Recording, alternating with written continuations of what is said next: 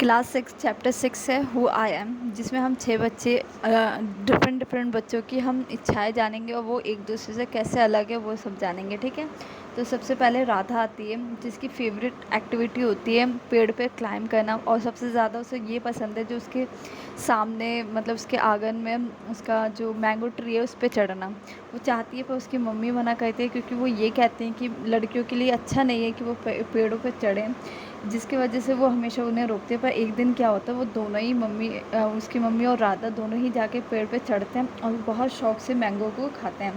और उसके बाद राधा ये कहती है, जब मैं यहाँ पे होती हूँ ना, मैं चढ़ती हूँ जब पेड़ पे, तो मुझे ऐसा लगता है कि मैं पूरी दुनिया पे राज कर रही हूँ।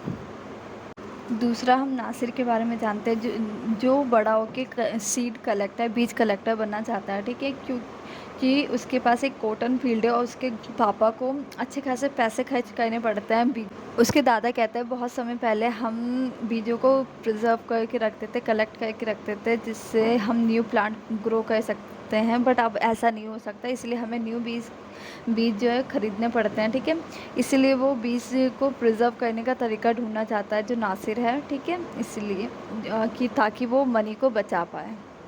इसके बाद हम रोहित पे आते हैं, जो ये कहता है कि अगर उसके पास मनी होते तो वो ट्रैवल करना चाहता, न्यूजीलैंड के जो माउंटेन है उसे वो देखना चाहता, क्योंकि उसने जो मैगज़ीन में देखे हैं ना उसे काफ़ी इंटरेस्टिंग लगते हैं, अच्छे लगते हैं। ठीक है, और वो चाहता है अमेजोन जो रिवर उस साउथ अमेरिका में, वो उसे राफ्टिंग के लिए सेल करना चाहता है। और लक्षद्वीप के बीच पे वो रहना चाहता है, और कोरल सी में डाइव लगाना चाहते हैं, और उड़ीसा के कोणार्क टेम्पल और चाइना की बीजिंग की और सिटी में जाना चाहता है, और तो और इजिप्ट में भी जाना चाहता है वो। ठीक है, और वो नेचर को एंजॉय करना चाहता है, बिल्डिंग को देखना नहीं चाहता। ठीक है, अब सरबजीत की कहानी देखते हैं। इसे सबसे ज़्यादा गुस्सा पता कब आता है, जब ये सच बोलता है और लोग इस पर विश्वास नहीं करते। फॉर एग्ज़ाम्पल, जब ये अपने टीचर से कहता है मैंने होमवर्क इसीलिए नहीं किया क्योंकि रावी जो है मेरी बुक लेके गया था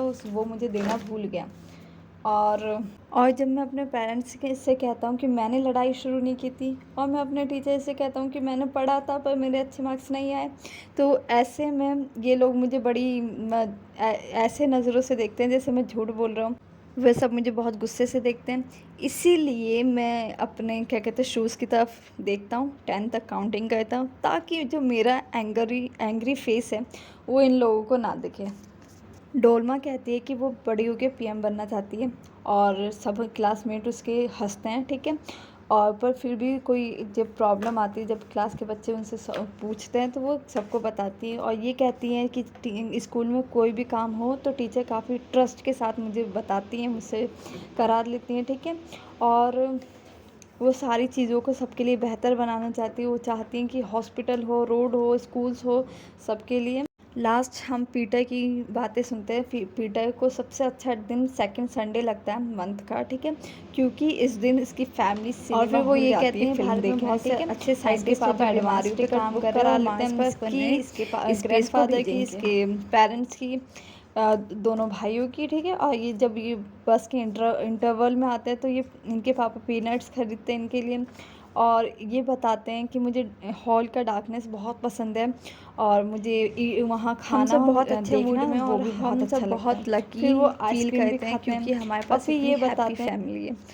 तो बेसिकली इन सबके कैरेक्टर से हमें ये मालूम चलता है कि सो यही चैप्टर ये ख़त्म होता है। Thank you for watching.